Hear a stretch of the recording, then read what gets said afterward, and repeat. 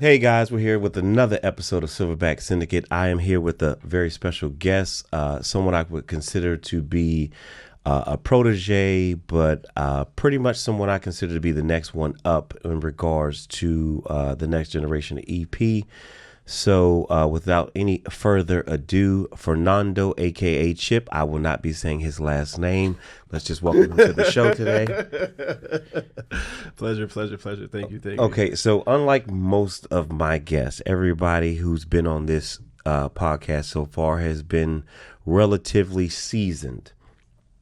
With you, I consider you to be a starter pack. You are on the show in particular because you are one of the newer guys, one of the fresh faces on the scene, and I want to kind of basically give viewers an opportunity to see someone who is making their way through the game, but also being very new to the game so that they can learn from what you've seen so far, and then you can kind of just give your experience levels on what you've noticed and things that are helping you or things that you think you may need in the future.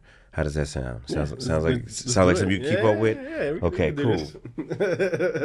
So technically you are a transplant. You currently live and reside in Miami, Florida, but you're originally from where? From the Bronx, New York. Bronx, New York. Yes, sir. Okay. The good side of the Bronx or the depends who you ask. Okay. I mean, I don't go to the Bronx. Yeah, no. So I'm like 6 stops away from the Yankee Stadium. So Yankee Stadium was actually one of my first jobs. A little street called Bedford, a little block called Decatur. They'll love that little shout out. But came down for school back in 2013. Came down where? Here? Yeah, to Miami. Okay. And then, like everything else, pandemic hit, things changed. My path took me another way, and here we are now. Okay, so what a lot of people don't know is a part of your path, you used to be an athlete. Correct. Okay. How far did you take your athletic career? Was it collegiate? Yeah, I played at the college level. I played at a small D3 school called Sweeney Maritime because I was a little knucklehead and I didn't have the grades or the scholarship to get the scholarship. So part of me coming down here was to try to walk onto UM. Okay. And they were offering a half scholarship, and everyone knows UM is about $60,000 a year, and I couldn't do half scholarship. FIU, I also attempted to walk on over there, and they actually didn't offer me. So I was kind of stuck in the transition phase of my life there. I went to another college called Barry University over in Miami Shores. I really put my head in my books because I didn't want to go back to the Bronx. Yeah. So ended up with a 4.0 GPA. Mm-hmm. And when the time came, because Barry's a private school, credits don't transfer. Yeah, I know. So I started to look at things like, hey, look, am I going to be one of those selected 2,000 few that make it? So then I got serious about things. Then I tried to be in front of the screen, being a sports reporter. And then I got tired of that. I got my foot into the club. And once I started making a little bit of money, I started realizing I was wearing myself too thin and time wasn't worth it. And then I said, you know, I'm going to focus on this now. And here we are now. Okay. So basically you're a club guy. Yes, sir. I'm a venue guy. You are. I love it. I'm glad you know what venue guy means now. No, we'll get back to that. We'll get there. We'll get back to that. I have a great story in that. But just to give a little backstory for people wanting to know how I've met you and come across you, I actually saw you. So Wander at that time was probably the lead agent at the club that you were working at. Yeah, he was one of the more seasoned guards at the venue. Yeah. Now, funny story about Wander. Wander used to work with me when I was running the club scene. He came to me as a young guy. He was just like, hey, look, I need to make some money because I'm going through some things personally where I need to be there for my daughter. Literally, that's what he said to me. I don't know this guy from a can of paint. I just hired him. He's a nice size frame, but that was his story. And so I did some things that I could to help him out as much as I could. Long story short, it allowed him to evolve into another position with another company. Then he came to me, had a conversation, let me know he had an opportunity, and asked me, not permission, I guess more or less, how did I feel about it or what was I going to say? Mm-hmm. I immediately said, do what you got to do. You said you were here to make the money. Is this going to make you more money for your daughter? He said, yeah. I said, do it. And that's how he ended up at the club that you were at, but he ended up in charge. So I would like to think the pipeline of opportunity. 6 degrees of 7 degrees of separation. Yeah. So I would like to think that the opportunity is what led me to meet you, because one of the reasons I was at the club that night when I initially met you, you probably don't remember this, was I have a habit of I show up to venues to check the energy. I want to see how things are still going, because I'm not in the club no more. I'm old, I'm washed, I'm out the scene, but I still have to show up to know how things are going. So that's one of the things I do. I show up to see how things are going. I showed up, ran into Wander, You were around. Okay. Clean cut kid, I watch how everybody moves. I'm always looking at the new guys to see who's good. You stood out. Then at some point in time you spoke to me and let me know that you wanted to chop it up and kind of do. I think it was because I saw you outside the gym. Yeah. I think that's a funny story too. I was outside the gym. You had 2 dogs with you. Yeah. I was going to the gym I don't ever go to. It's 40 minutes from my house. Yes. But it was just fluke. You came up to me. You were like, hey, I said, I was like, oh, okay. I saw you had 2 dogs with you, but you were in shape. I was like, oh, okay, you got a little frame on them. And then, I had a colleague of mine, Andrew Garcia. He's the one who dragged me to the gym because he calls me fat. But, you know what I'm saying? And it was a good moment because Andrew's not a very big guy. Mm-hmm. You know what I'm saying? But he's very more well-equipped to handle the job. So I actually got to see you and him standing next to each other to compare parallels. Like, brain started tingling a little bit. And mind you, it had been 2 years since I had met you. I remember this. It had been 2 years since I had met you from seeing you in the club. And when I saw you with the dogs, I said, damn. I had been watching you from afar and watching how you were moving, but I hadn't run into you and spoken to you since. So I was like, damn, you know what? I need to replace Andrew. And what I mean by that is Andrew was someone who worked with me, but I poured a lot of my time into watching how his career goes and trying to give him game wherever he asked or wanted it. Because we don't always want information, but if somebody wants the information, they call, they ask a question, because this is like a brother of mine, so I'm always concerned about his well-being. But at that point, he's already taken off to where he needs to be, and realistically, I hadn't replaced him. I need a go-to person to handle what I can't handle. His plate's too full, so it was like, oh damn, I believe in the universe bringing people together. So I was like, you know what? I'm not gonna blow this kid off. I'm gonna pay even closer attention, see if he really, really wants it. Luckily, you passed the test. You passed the test.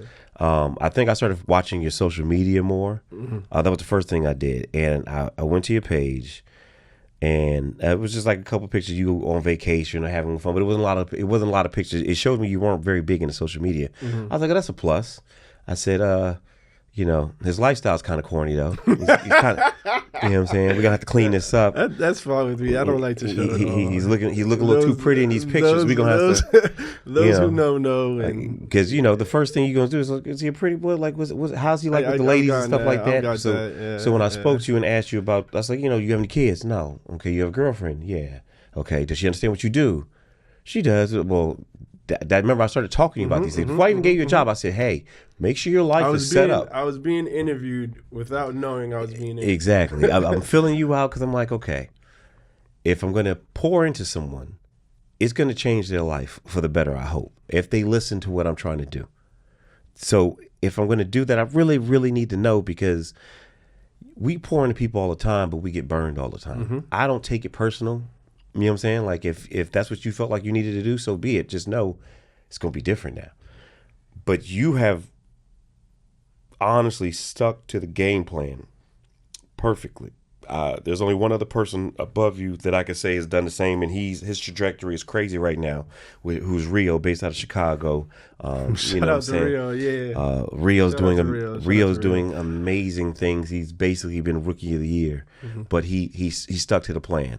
Now, him sticking to the plan was more or less him just listening and doing it on his own. With you and me, I have a closer bond because you're here in Miami. So I started putting you on like little simple stuff like posts, static posts. The very first one was a static post. I'm not just gonna give you an EP job. I'm gonna. And I tried to explain that to people, man. Like they always come out and they're like, "Oh, he's taking too much off the top," or "That's not enough," and this, that, the third. And I'm like, how can you trust someone if they don't really know you like that? It's never gonna work like that. Exactly. Take a little bit off now, get more on the back end, and then that's how you substantially grow. And people couldn't fathom that, and they're like, "Yeah, you wearing yourself thin. You're doing too much on your plate." I said, "But that's what it takes. You have to. I need to know where your burnout lies. You know what I'm saying? I need to know how hard you're willing to go. I need to know how many hours you're willing to be away from your girlfriend without her spazzing on you. like these are things that are realistically what I'm laughing, but it's legit. It has to be done. It so takes a toll. I put you at a static post. I didn't make any money off of you. I pay you to this day. I still pay you at that place. To this day, I still work that post. Whatever they pay me, I pay you. I make no money off that contract, but I use that contract because it's a filming. It's a post, but it also gives you EP experience because you're dealing with celebrities coming and going, and you're responsible for their safety. So you can learn and show me a few things on that job. It tells me how you stay locked in, interacted. Do you know how to operate in a professional manner when there's people around doing filming and production and things like that? So you knock that out the park. Then I started calling you for filming. I'm lucky enough that I have an association where we do movie premieres and TV show premieres. So the funny part is they're usually in Spanish. Okay. I don't speak Spanish, but I do work these details. But then the opportunity came along where I wasn't available. I was on tour or somewhere else. And they said, "Hey, we got this event coming on." I said, "I got the perfect kid." And you're not a kid, but based off of, where you are in the game, I'm like, I got the perfect kid. I knew this was going to be perfect for you because this is where I see your career going. I don't want you to just be a hip hop person like how I was when I started. I had bigger plans for you. You look like a me. You look brown skin like you just a regular guy, but you speak 2 languages. Nobody knows who you are, what you are when they look at you. I always get that mix. So either get I'm black or Dominican. Yeah, which I'm actually Puerto Rican. I never. One of the things I told you, I said, don't tell nobody you speak Spanish. 100%. Some of my details are predicated on that exactly. Yeah. The client will hire me just to be around Spanish speakers, and they'll tell me whatever you do, don't speak Spanish, don't acknowledge you speak Spanish. Just shake your head yes or no. And I'm like, cool, no problem. I always say that to you because that is a weapon that you can use. And I learned early on in the Latin market, they loved me because I didn't speak Spanish. Some clients do prefer that because then you don't know what they're talking about. Exactly. They loved me because I did not speak Spanish. And then some of them loved me even more because, yes, I didn't speak Spanish, but I'm from Miami.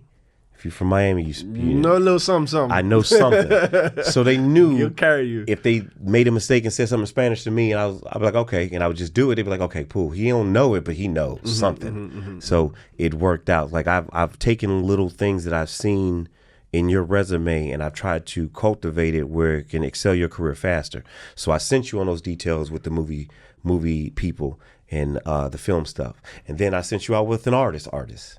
And not just an artist, one of the top artists.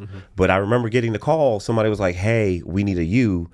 I said, "Well, there's only one me, but I got somebody that I know can handle the job." I knew if you could handle that person, you could do anybody. That's a fact. And you not only did you handle that person, but when they did something stupid, you handled it properly. You know what I'm saying? You crawled the right channels. You did everything you were supposed to do.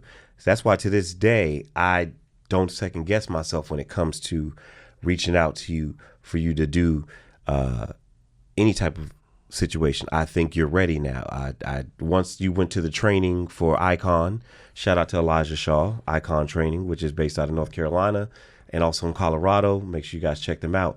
Now, I sent you there on purpose because I knew if you went to that course, there's a lot of courses you can go to.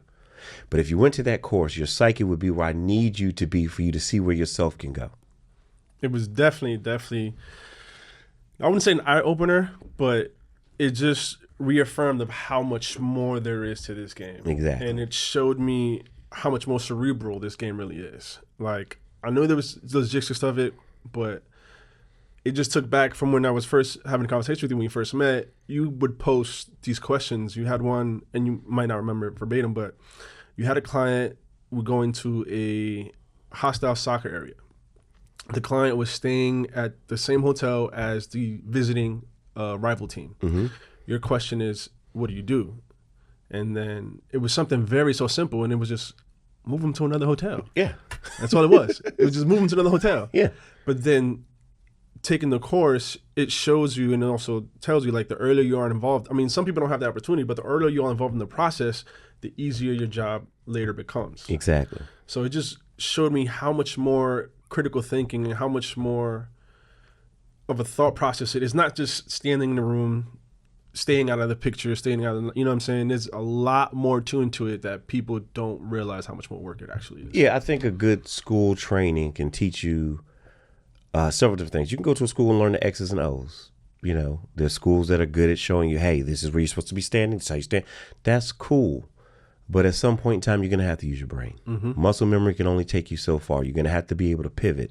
So what I like to do is I like to recommend people to go to classes and trainings that will stimulate their mental, because that's going to be your sharpest weapon. Elijah does a really good job of manipulating the classroom. He thinks he's slick. His teaching style is very interesting. His teaching style is to watch you fall. Yeah. He'll just stand there and then he'll be like, okay. And if you notice, he has a game face that I don't possess. Mm-hmm. I show too much of my face. He doesn't. Mm-hmm. Maybe it's because he can grow a beard. I can't. For you beard bastards, fuck you. It has two of us. I mean, it's the best I can do. I can't even do that. It looks like you have to shave. I just look like a child, a big ass child. But yeah, so that was why, I kept telling you to go to that one, go to that one, go to that one, go to that one. And it was up to you to go, and that's how I knew, okay, once you went to that training, I said, I forgot who I told this to. I said, I don't think I'll be able to keep him very much longer. And it's gotten to the point that even one of the clients that we're talking about that you deal with for me, they asked me the other day, like, what's up with Chip? I'm like, what you mean? They're like, man, he just all. I said, bro. I said he went. Me too. I said he went to a training, bro. He's busy. He's booked and busy now. Like that. This was gonna happen. I knew this was gonna happen. I didn't want it to happen so fast for my own selfish reasons, but I knew it was inevitable. Yeah. And I'm not gonna slow anybody down. I'm gonna want you to grow. So I'm happy for you. I see you every day posting now. You're doing all your details. You're staying engaged. You're staying locked in. And that is what I wanted for you, because you wanted it for yourself. I just wanted to make sure you didn't step in any minefields that you didn't have to. But I really want people to see that this is very real. When they look at you, they're gonna learn when they follow you and they follow your page and they watch your story, your journey, and they're gonna start reaching out to you like, what did you do and how did you do this and that? I want them to see that it's not me just saying it, They think they just see me at where I'm at. They just met me here. They didn't see me down there. I wasn't. Nobody had a chance to watch my journey the way they could see yours, because it's extremely new and it's very fresh, and it's going to be 10, 15 years from now. You're going to look back and be like, damn, you remember 15? That's when I first. Yeah, you know what I'm saying? Shout out to Death Row.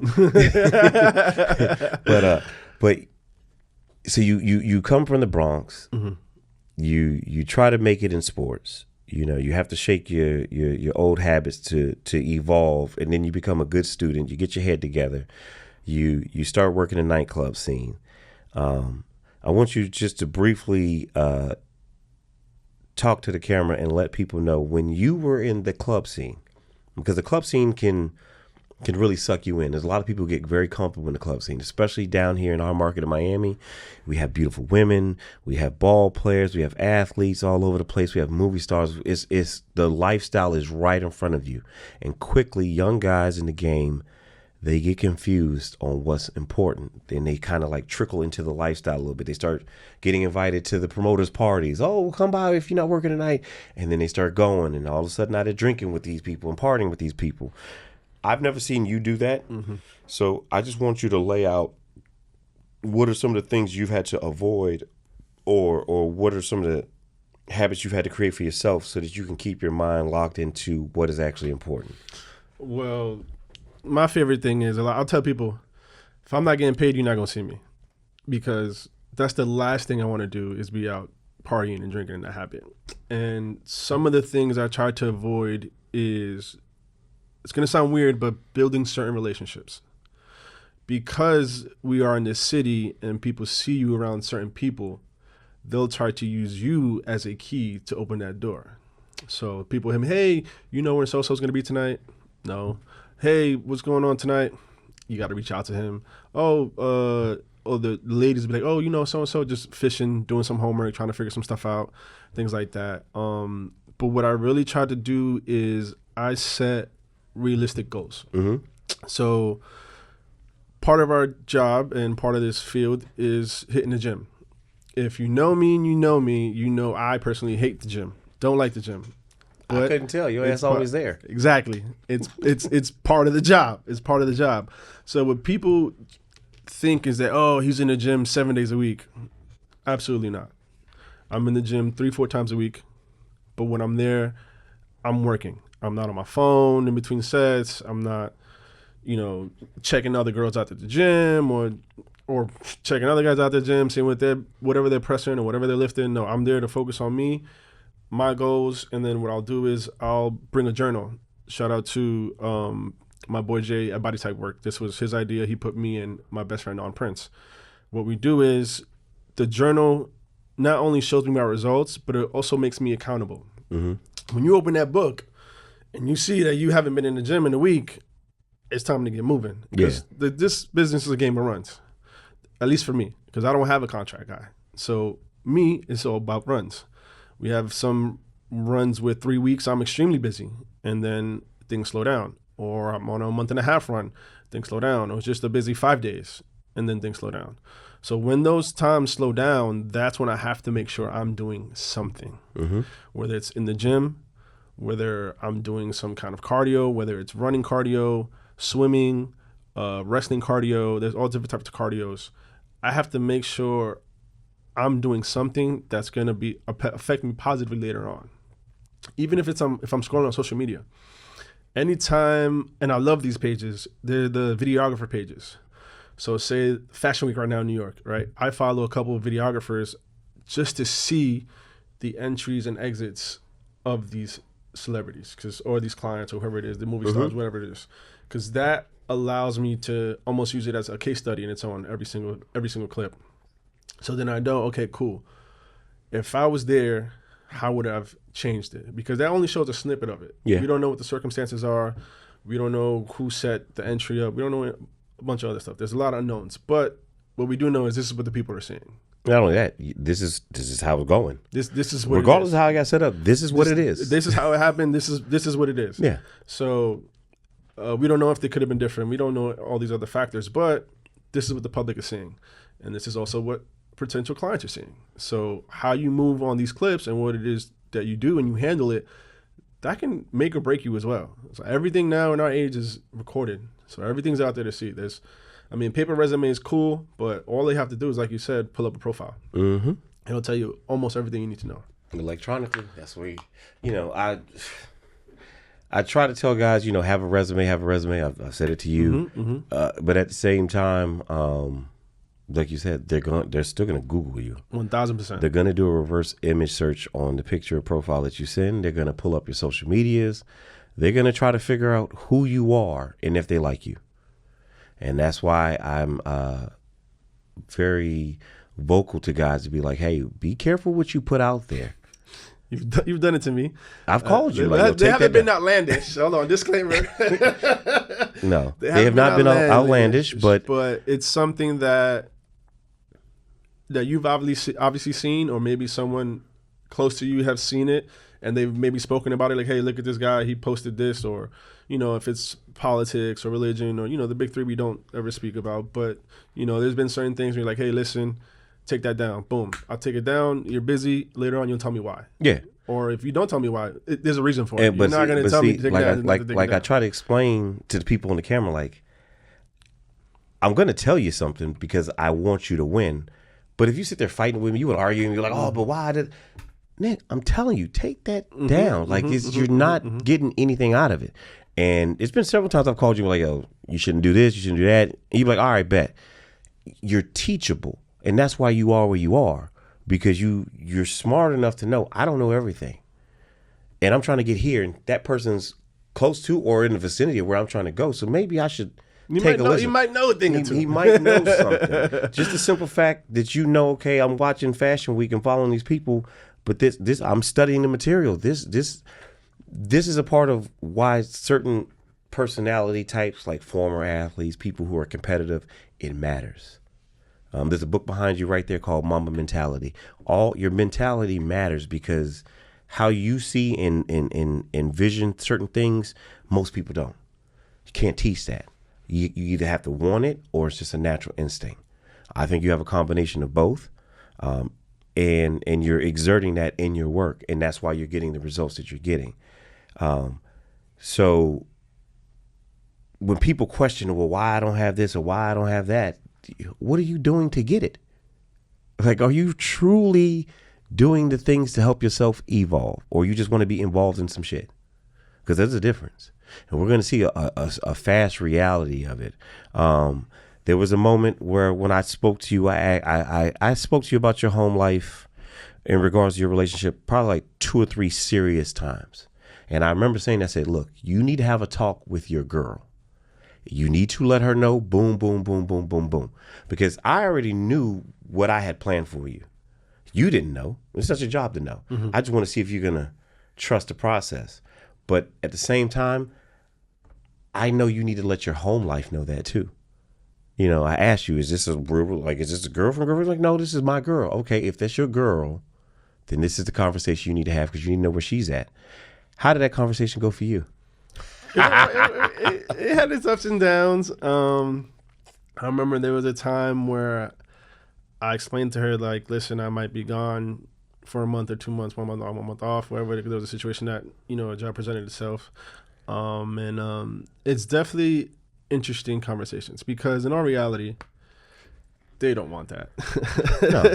Nobody does. You know what I'm saying? When you have a significant other, you have a partner, you want to spend as much time with them as possible. The reality is it doesn't happen. We saw it during the pandemic. I mean, it broke some people apart, but it also brought other people closer because they're spending so much time together. And that's when you realize and you learn your partner even more. Yeah. So she's perfectly fine with it. When I come back, I also do my part where it's like, okay, I'm back. Let's do the dates. Let's do the movies. You know, let's get the house, whatever project she wants to do in the house. Let's let her do the house projects, things of that nature to make sure, and not to make up for the time that you're away, but just be able to maximize that time. So when you are away, it's not as big as an issue, or, you know, it doesn't. At the end of the day, you're making up for the time you're away. Exactly. You don't want it to be like that, but at the end of the day, it is a necessary evil. I mean, hell, even when you come home and your dogs go crazy, you got to sit down and give them extra attention too. It's balance. It is balance, and the main thing is she didn't meet you as an EP. She met you as whatever you were. So whenever you decided to make that transition, she needed to be involved in the process. You know, honestly, because of her. She got me this side job at the venue. Yeah, but that was the venue. This is different. Yeah. So she kind of knew what it was, but then, like, as things started picking up and I started to travel more and do other things, and I'm coming home for 4 hours and back out for another 20, you know, that kind of realization and factual, like, started to kick in, like, okay, cool. So then she also tried to help me out. You know, she'll understand, like, listen, he just worked 4 days in a row for 20 hours. I'm going to try to help him as much as possible. You know what I'm saying? What I do like that you're doing, and you're doing something I never did early on in my career, is you have boundaries for your time. You're okay with saying, hey, I'm not available these dates. I'm going on vacation. I'm going out of town. And I'm like, out of town? Vacation?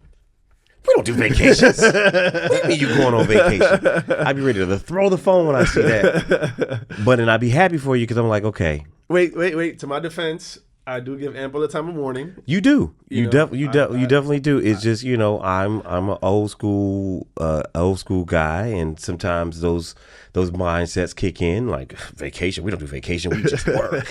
We just work, and it's not fair. And I'm happy for you that you're like, no, I'm not available these days. Mm-hmm. I never had that backbone, but that is something that is necessary. You do need boundaries to say, hey, I'm not working. You got to use somebody else. Now, I commend to you because I can't do it. I mean, there's only certain things I'm willing to say I'm not available to, but for the most part, I'm available. When the call comes, all right, what you need? Ooh. I mean, I had that situation the other night. We were, I thought I was off. Dinner's wrapping up. Bill's about to come. Phone rings. So now it's like, okay, what do I do? So I answer the phone. I take a couple minutes. I gave her a look. As soon as I gave her that look, she's like, oh, you got to go, don't you? I said, yeah, I mean, if you don't want me to, you know what I'm saying. But when the phone rings, like it's a game of runs. So when the phone rings, you got to go. Especially early on. Like if, yeah. I don't have that leisure where if it rings, I can say, it's a movie night, or, I'm tired. Or And like I've said this previously to other people. I think I said it on the podcast too. If I call you, and you like, oh no, I'm with my girl tonight, and I know you're green, I'm never gonna call you again because you're not hungry enough. And that's why I'm like, I have this old school mentality. I'm at the point now. I've done some things, but I'm still acting like it all can be gone tomorrow. I mean, in all reality, you could. So when the phone rings, if I'm at a dinner, I'm not even gonna make a face. All right, we gotta go. Like that's it. Like, but my people's are used to that.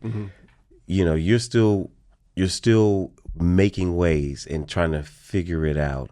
So you did the club thing. You had to talk with your girl. You also had to get your resume together because I remember your resume wasn't where I wanted it to be. I remember I needed to harass you about profile pictures. Yes. You didn't have, you know what I'm saying? You had your passport, yeah. You know what I'm saying? But you didn't have a profile picture proper, and you didn't have a good resume. Yeah, it took a couple steps. But what I will say, and what I want to bring up next is one of the things that I really liked about you was, yeah, you were green. Yeah, you were working the club scene. But you went and got your tactical training. You went and got your medical training. Like you were training locally and investing in yourself and doing things to make yourself better. Even though you were in the club structure, I don't even know if you had EP dreams at that time. I just saw somebody working and training and doing things that usually you have to be told to do. You were doing it on your own. So what made you start doing the offshore? What made you start doing the medical training?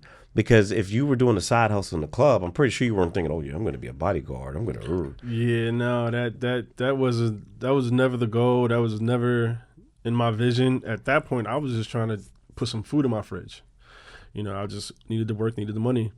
And then to answer your question, yeah, shout out to Mike Offshore Kinetics.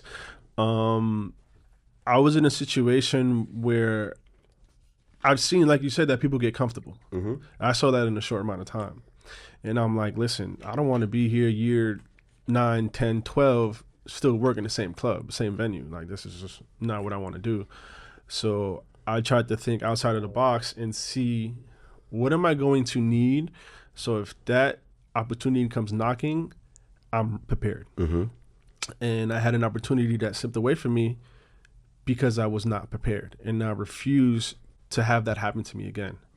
So when people are looking for their, whoever their guy may be, they want to know, is he trained? Does he have his medical, his experience? Who's he been around? Things of that nature. All of that matters. And I just told myself, I'm going to equip myself with every tool that I can, or that I know that I might need, in order to at least get into the room with the candidates. If I'm in the pool, I think I have a pretty good chance of, getting it. And if I'm not, then guess what? That tells me I got into the pool and I'm missing something. So right now, one of the trainings that I want to do is the VDI that you've recommended also. Just have to find a window for it. But is every client going to want that? No.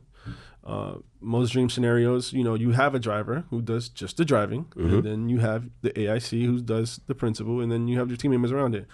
But is it cool, or is it something that's extra for the kid? Of course.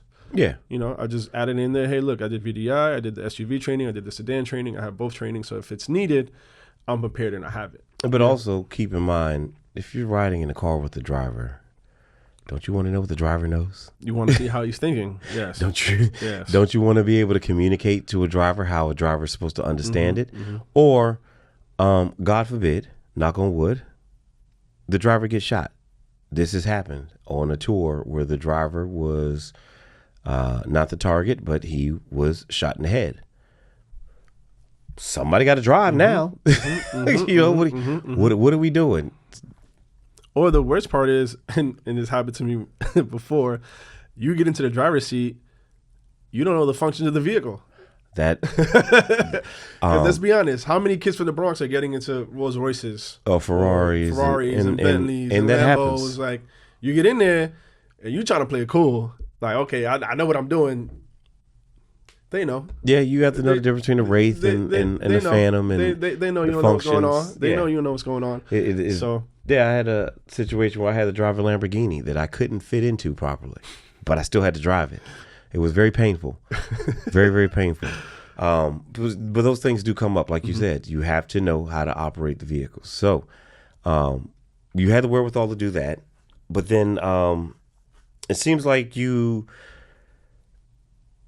started growing in the club scene because they gave you a managerial position. And do you feel like that almost kind of hindered you because now they're going to hold you responsible being at the club versus being on the detail? So that's what I've been battling lately. More so my conscience. I'm not sure how they're going to take it or how they are taking it. But because I give such an advanced notice, like the other details that we've done, I haven't had too much pushback. And I'm open about what it is. As far as like if I don't have to sign NDA, I tell them, hey, listen, I'm going to be with so-and-so. These are the dates. And they're cool. All right, we understand. Or I'm coming with so-and-so.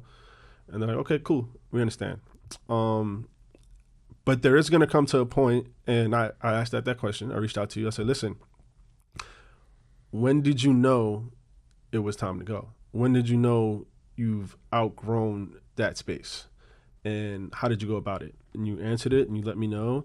And as far as any pushback, like I said, I don't get too much because they understand. And they know who I am. They know what they have.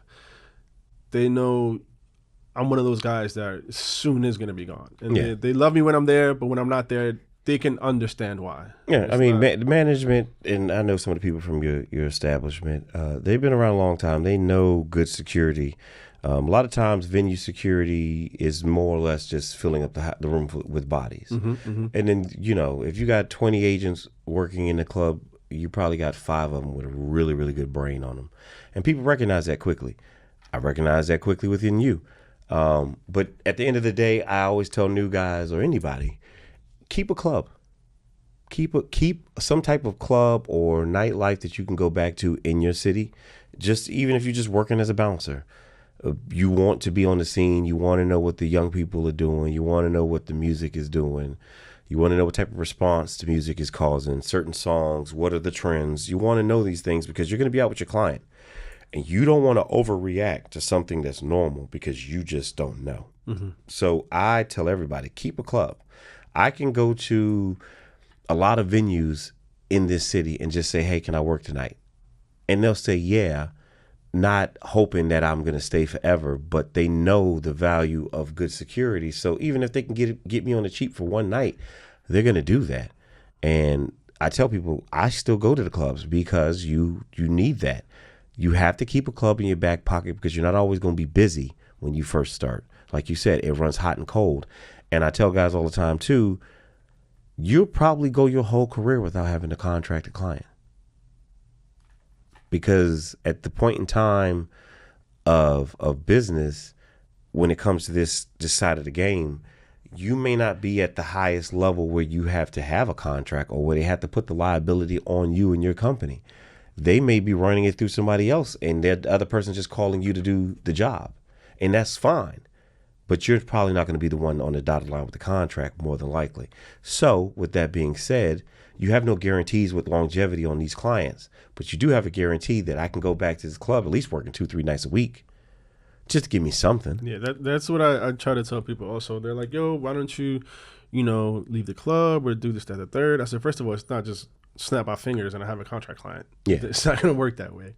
And second of all, I'd like to think that that's my little niche. That's my micro area right there. So in a case like yourself, if you're on tour and you have someone who's coming to the city, like, hey, look, boom, got someone, done. If if you have too much on your plate while you're in the city, you can't be at 3 places at once. I've tried it. Doesn't work. It doesn't happen. So hey, look, got a guy, boom. I've liked the system I built where other EP agents know if they need someone to get the job done in the manner that they would do it or remotely close to it, and they know that the expectation. The clients don't. They have favorite guys, but you can plug and play with anyone. They just expect the work to stay the same. That's what they want. The work to stay the same. I'm glad you know. If there's a guy who's in there and doesn't know what they're doing the right way, or they don't know what they're doing, they can see it. They're gonna know, like, yo, who did you send me? Why'd you send me this guy? Or they'll just send you home. You know what I'm saying? So I like that I've built that kind of system around me where I have a couple guys, including yourself, where you guys will call me like, hey, listen, we're going to this place. I need a second guy. Or, hey, listen, I can't do it right now. I'm a little busy. Can you do this for me? And I'm like, cool, no problem. Let me know. And then we'll run it. Another good thing I like about your production is you're smart enough to do different type of gigs. So I sent you on the movie premieres. I sent you on the TV show stuff. You've done the podcasting tapings. You've done the hip hop megastars. You've done the sports athletes. I've seen you do the EDM side of the scene and the those are long nights. Yeah, the party scene, crypto crowd, and all that other stuff. Because we have a big portion of that in Miami going on right now. Mm-hmm. Those all have different linings, different circumstances. But I've always been very big on telling you appearance, what you wear, how you look, and you have taken the 511 brand and gone exactly where you needed to go. You hit me the other day like, yo, they got a sale. You better get they got a BOGO, get on it. Yeah. And I'm like, see, he gets it. Your appearance matters. You've always been groomed properly. You don't stink when you show up. Your black doesn't fade. You get what I'm saying? You're always respectful. I never get complaints about you. You know how to be a shadow. I don't have to worry about you pulling out your phone, doing a photo shoot to show that you've been there.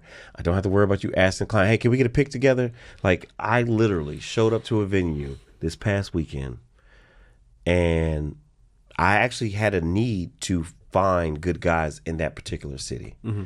These dudes walk up to me. They're like, hey, we recognize you from here when you were here last time. This is what we do. So he pulls out his phone. He wants to show me his Instagram page, and I'm cool. Like, all right, bet. Like, peace. You know what I mean? You know, I give him my information. Like, hit me up, whatever. I go to their page maybe 2-3 hours from the time that he gave me his information, and I'm still in the venue, and they're posting pictures with some of the celebrities they met that night, and I'm like, oh. Unfollow. I can't even take you serious. At this point, you're not trying to work. And if you are working, you're not working at the standard that I need and require.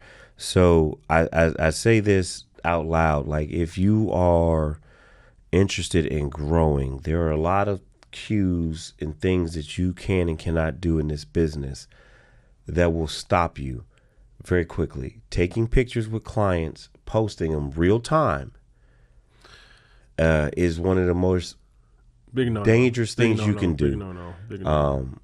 Posting pictures of people that have come to your venue that you've taken pictures with, that's crazy to me. Or, which you'll see a lot, is and I get it, it looks cool, but say they're in front of the stage and P's behind them, and the cameraman just happens to get them in the shot. Mm-hmm. They're posting that picture like if that was their client or if they moved them or anything like that. I'm like, yeah. Guys who know. I mean, yeah, it looks cool. You was next to X, Y, and Z, but like, did you really work X, Y, and Z? And then I know the guy's real bodyguard and stuff like that. And I used to really feel a certain way about that. And then I used to talk, I talk reckless anyway, but I used to say things out loud about it. But then I have to also have the psyche like, okay, maybe this guy, this is as high as he wants to go. All he wants to do is club stuff. He probably doesn't want to be an EP. And that's his moment of shining to say, hey, it's a cool moment. I'm holding down my gig and such is behind me and I'm making sure he's safe. Okay, cool. You know what? I ain't even mad at that no more. Because just because I have a dream of something doesn't mean that's everybody else's dream. Some people are okay with the club stuff. There was many guys that I've worked with, just they don't care. They want their 4 or 5 hours of extra income. Home. Yeah, they get to be home. They're not trying to do all that other stuff. So I totally get it. Does it suck to see sometimes? Yes, but it just depends on how you put it out there. Are you trying to pretend like you are an EP guy? Or are you just trying to say you're really good at security? Because when I was in the trenches working in the shithole clubs, I was proud. I loved my crew. I loved what we did. I loved the shootouts. I loved the fights. I loved the hood shit. That was me.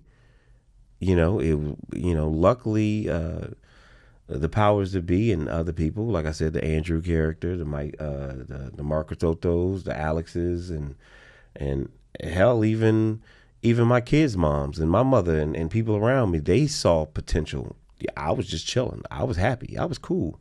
I was cool with the little 125, 150. Yeah, you make a little extra on the side too. Yeah, different ways. Well, I was a square bearer in the club. I didn't take tips. I didn't mind if other people did it.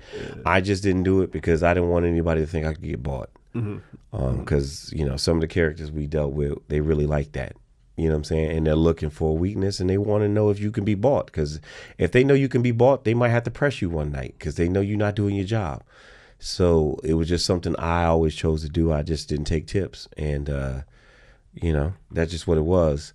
But I loved it. I love slumming it. That's what we call it. I crack jokes all the time. I've seen so much elegant, rich, nigga people, bougie shit that I forget how ghetto I really am. That could get dangerous, man. Like, I've seen some agents lose it because they've been around a client for so long and they've been accustomed to that lifestyle that they get the mixed signal. They then think they're the client. Yeah. Like that is not your lifestyle. They think they're deserving of what the client has earned because they're with the client. I've seen agents when they engage with civilians on behalf of the client, they're talking from an attitude perspective as if, do you not know who I am? And it's like, bruh, you just got on all black and you're bigger than me. Like, why are you talking to me like this? They're very disrespectful. And it's because they get a little chip on their shoulder. They'll try to use that client's name as clout. Like, yeah, I'm with so-and-so or so-and-so needs this and so-and-so. I tell people, what's a God to a non-believer? Not just that. Why are you saying your client's name?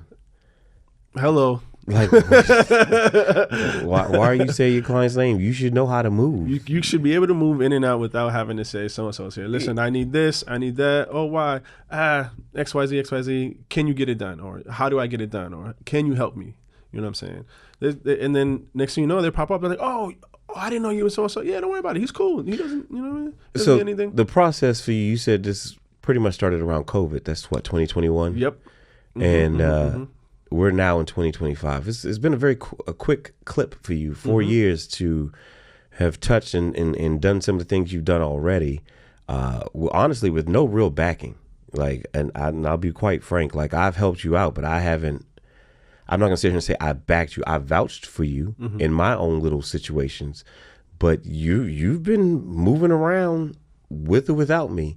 So I know it's not coming from it's not like you have a guardian, because I've had a guy work with me who had inspirations of being an EP. And for me, he was a club guy. He never worked EP for me, but he got enough experience dealing with me that he went and started working with Guardian and he excelled. And so he's a Guardian guy. But, some people's careers can get pushed by bigger agencies. You don't have that, You've been pretty much a sole practitioner contractor. And in the last 4 years, you've done things to get yourself to where they need to be. So where do you see yourself in the next 5 years? What is your 5-year game plan from now? Because you've seen what you've done in 4. Part of me wants to try the tour route. I feel like that's the next place for me to go. But everyone thinks, is it only one route? Like just concerts. in all reality, I wouldn't mind doing the press runs. Mm-hmm. When we had the that one particular movie, it was really big. They were going international on the press runs. Yeah. I found that interesting. One of the actors was like, "Hey, are you coming with us?" I said, "It doesn't work like that." I would love to, but it doesn't work like that. But something of that magnitude where I'm gone for an extended period of time, because let's be honest, we get to go to some cool places, see some cool things, you know, and be around some cool environments. And if I'm going to be away from home, why not, you know, enjoy it a little bit, see some things, you know. And that for me, I think, is what the next step is. It would be getting out of the venue, which I don't listen, like I said, I have a nice setup where I'm in the venues when I need to be, I'm out of the venues when I need to be. And my favorite thing is, because of my position, I can kick it uphill, I can kick it downhill. Mm-hmm. Something happens with the client, hey, look, this happened. Well, it doesn't really happen, but, you know, hey, look, this happened, da-da-da-da. Something happens at the club. Hey, look, this happened, da-da-da-da. Or, hey, look, this is how it needs to be done. And we move on like that. So being the middleman has its pros and cons. And like you said, the liability of it is grave. Like, it's nothing to you know, just, you could just shrug off the shoulder, but, oh, it'll be fine. It doesn't work like that. It's not going to be fine. But yeah, I want to eventually move into the concert space, which is why, you know, I did the training, and I know that's your strong point, but I think there are other avenues to where I can travel and do this on the road. So essentially, I would like to be on the road more, doing this on the road. Yeah, you know, perception is reality, and how people perceive you is a big thing, right? You can't do nothing about it. So what I've always envisioned for you is you're a good-looking guy, so I want to use that, but I don't want you to be too good-looking. So I always make sure you stay in security gear that screams security. I always make sure you look a certain way, because one of the cons of this business is you can look too good for the client. If you're with a male client and you draw more attention than him, that is a problem. They're not gonna like it. It's a problem, especially if you're personable and a woman's talking to you. He may not even like the woman, but I've been around celebrities that they need to have all energy on them, and that's fine. 30 of them. Yes, that's fine. That's why you gotta read certain books to learn these things. Art of War, pick it up ASAP so you can learn. But you can't outshine the master. Mm-hmm. That's just what it is. So you have to find a happy median. How do I shine and stand out, but stand out in my lane and not carry over to theirs? So that's why I always tell you, be careful how you look. Don't wear these hats. Don't speak this certain thing. Don't speak too long. Those things play a part. It may sound stupid, but I've seen the psyche of people and how it can hurt you in the long run or help you. You know, I've also said to you, I say, hey, listen, you've been a former athlete. Try to get you some athletes under your bucket, because I do clients based off of seasons. I have NBA client, NFL client, hip hop artist, pop artist, a rock and roll artist. Now I'm looking for a country artist, because I know if one is not doing something because of their timing, there's another one got something coming up. Mm-hmm, so I come off of one tour. My other client has spot shows for the next month and a half. Perfect, because I'm off for the next month and a half from touring. So I'm still flying out every week, but I'm coming right back home. So I'm home 3-4 days out the week. That's great for me. That's a vacation. You know what I'm saying? So I was like, okay, well, you know what? He has a skill set. He can do all these different things, keep you well-rounded so that you never not be in a position where you're working. You know what I'm saying? It shortens the gaps of slow season, you know? So touring is good, you know what I'm saying? But touring has seasons, you know what I mean? And your lifestyle may not be equipped for that, or you may not always be up for the tour, or they may not have the budget for multiple people to be on the tour. Touring is becoming a lost art. Not a lot of artists are able to actually tour at a high level and be able to have a budget to pay you what you think you're worth. So you have to be mindful of that and find out what niche of touring you want to get into. For you, I wanted to take advantage of you being a venue guy. So, funny story, I get a call, and it was a request for me to do a tour on the venue side, which is what I do. I wasn't available. I already had a tour booked, but I had somebody I wanted to recommend. This gentleman here. So I give them his information because I have it on file. I send his passport information. I send his headshot, his resume. They approve everything. They just want to get on the phone with him and have a conversation. And I kind of blame myself a little bit, just a little bit, because I didn't prep him for the call. And they called him and they're like, hey, we're looking for a venue guy. And for whatever reason, the verbiage was off in his brain, and he didn't understand that he was a venue guy. He was like, oh, no, I'm not a venue guy. And then he asked the client, he's like, so what is a venue guy? They were like, well, if you're asking, then you're not a venue guy. Yeah, that's exactly what he said. Well, if you're asking, I don't think you're the guy for this. I said, I done made a boopsie. And that ended the call. Yeah, that was it. And I was like, damn, that was a 3-month tour. And that was your first lesson, like, you're a goof. I was like, all right, this is the first time he's dropped the ball. It might have been the only time, I think. Honestly. It was the first time and only time at that point. But it was a big one. In my natural self, I wanted to be like Pinky in the Brain. You idiot! Like, what do you mean you're not a venue guy? Because I called him and I was like, hey, what do you mean you're not a venue guy? Blah, blah, blah. He's like, oh. Too late now. But that is my fault because I had confidence in knowing that you know what to do. I don't think you knew what to do. Yeah, that's what that was. You know, but it was a life lesson learned. So for those out there, when somebody calls you with an opportunity, say yes. Fake it till you make it. And then call somebody else who knows what they're doing and learn. But don't tell them, I don't know. like, oh my God. It was a mixture thing because I knew it was coming from you. So I didn't want to, say, hey, yeah, I can do this. And then I show up and I'm not doing this and it's not looking how they expected. And now not only is my name on the line, your name is on the line with this. Your name is with me, but myself, hey, I'm willing to risk it. Killing me, Smalls. When I'm attached to someone like you and, who knows how long you was working on that bridge, you know what I'm saying? Or whatever the case might be. Or who knows how long you have worked with that client, or what I don't know what I'm walking into with you. It's a good thing. It's a good thing. Yeah, Relationships can get you indoors faster than anything else. That's why I say to people, mentorships matter. I just don't mentor a lot of people, but I am very proud of the man you are becoming in this game. I'm proud of the accomplishments that you've submitted so far. I'm happy that you're actually smart and you listen. Like, that is such a hard thing to find, is people who listen. Because it's a trust. You have to trust yourself that you can get yourself out of situations, but also trust that you can see good in people.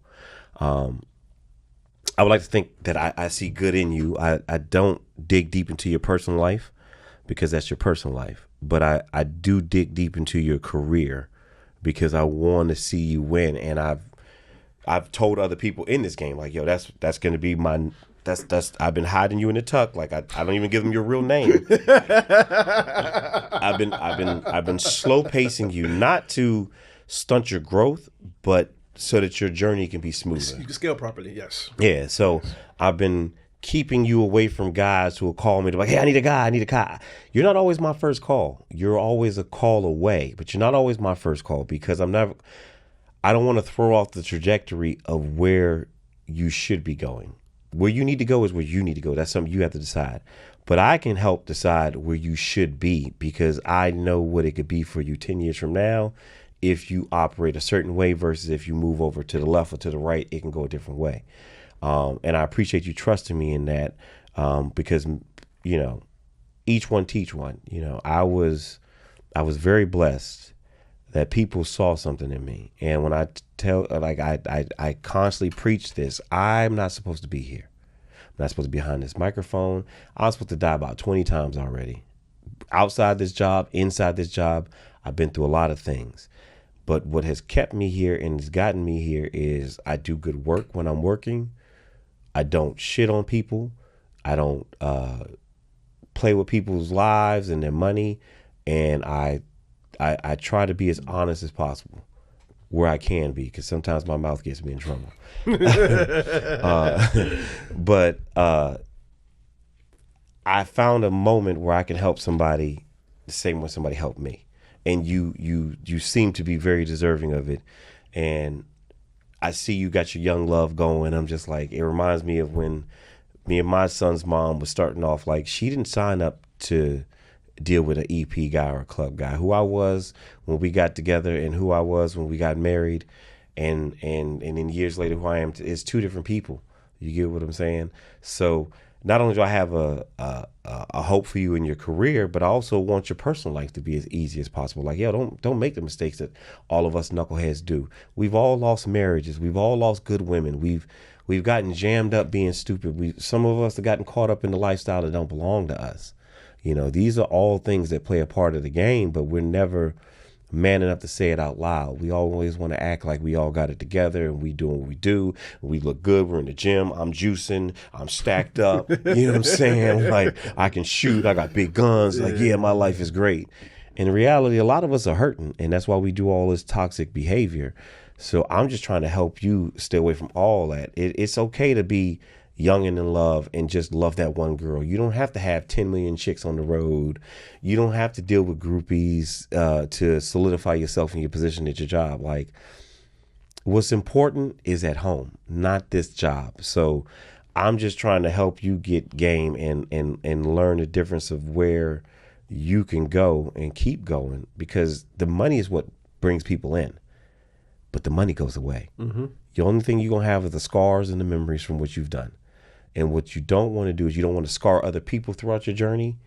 And you don't want the people you love to scar you because you didn't prep them for the journey, or you were too selfish to have a conversation or be honest and vocal. That's why I was constantly like, yo, you need to talk to your girl.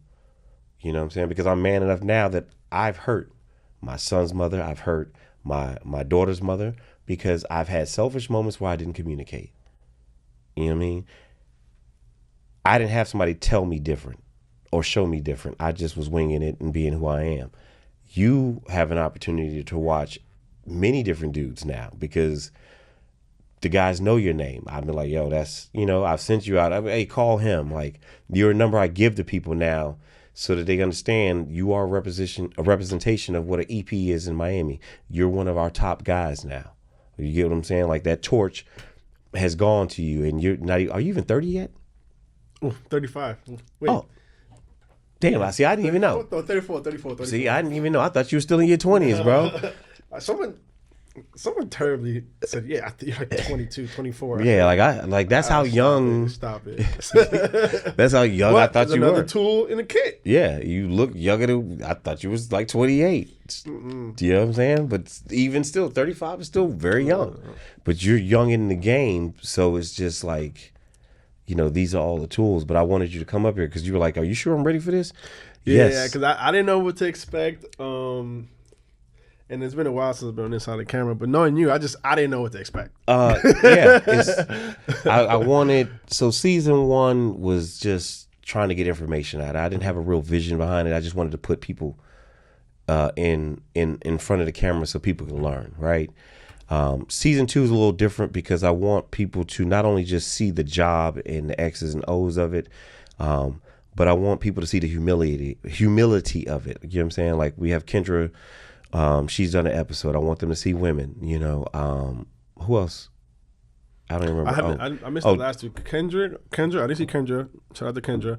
And then the gentleman with the Jeremiah. The last two. You know, and see, Jeremiah was perfect because he is interested in EP, but I didn't know him from a can of paint, so I did it in front of the camera so people can understand. Like, look, these are real questions. These are the real answers. This ain't scripted. There is no script. There's no teleprompter. This is just energy. Mm-hmm. You get what I'm saying? But I wasn't sure a month ago if you were ready to be put out there like this.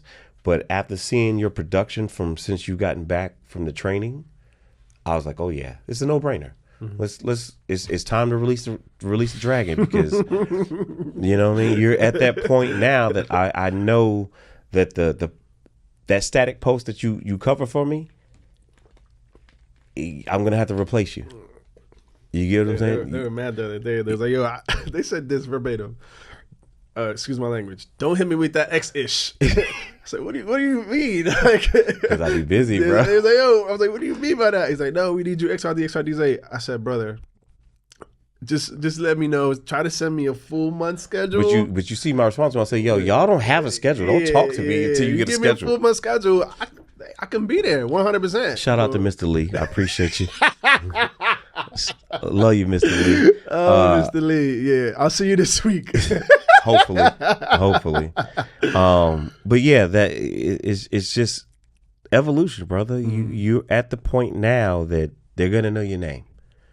They're gonna know your face. They're gonna start following you after this. They're gonna ask you questions, and you just got to do good work, because the work is all that matters at the end of the day. And then after the work, most importantly, your life, your real life, your home, when you decide to have children, and all that other stuff. That's what really matters. So that's why I had you here today, because I want people to see, like, I don't just be talking shit. Like, I really... I mean, you do. I'm kidding. I mean, I do. I'm not going to deny it. I love talking shit. Nobody does it better. How about that? Nobody fucking does it better. I do talk shit, but I don't just talk shit. Like, I really want people to see, like, there's substance behind it. Behind the scenes, we're working. We're building a conglomerate. This Silverback Syndicate title is not just a joke. I really mean it. Like, I stole Syndicate from Andrew, and that was a little inside joke between him and me. You know, I wanted to make sure he understood that wherever I'm at, I'm still me. I still remember you putting the battery in my back to say, go do this. So, you know, that was my Brody. So, you know, the Silverback Syndicate, but that means something. We can all eat. There's no reason to not help each other. So in order to help each other, you gotta push as a brotherhood. Not just push people to do good work, but push people to do good shit and be good people. And that'll take care of itself. So yes, this is your intro to the rest of the world now. You know what I mean? Thank you. I'll humbly accept it. So for those other EP guys who are young and they're like, well, how do I get into a situation like Chip, or how do I get knowledge and stuff like that, brother? Just find somebody who is decent in your city and listen. If you see what they've accomplished and they're good people and they've done good work, they got a good reputation, and you believe in them, just listen more than you don't. That's all I'm going to say. Just listen more than you don't, and try to do things the right way. You're not going to do it perfect, but try to do it the right way. And if you don't know something, ask questions. This guy here is living proof. I didn't even know he was 35. I thought he was like 25, 28, but it's okay. Maybe that explains why he listens so well. He's a little bit more mature. But at the end of the day, he listens, and his success is very evident of what happens when you pay attention. So that concludes our episode of Silverback Syndicate. We'll do a part 2 once he does his first tour, when he actually answers the questions right. So remember, together, 8 strong. All right, y'all be safe. Peace.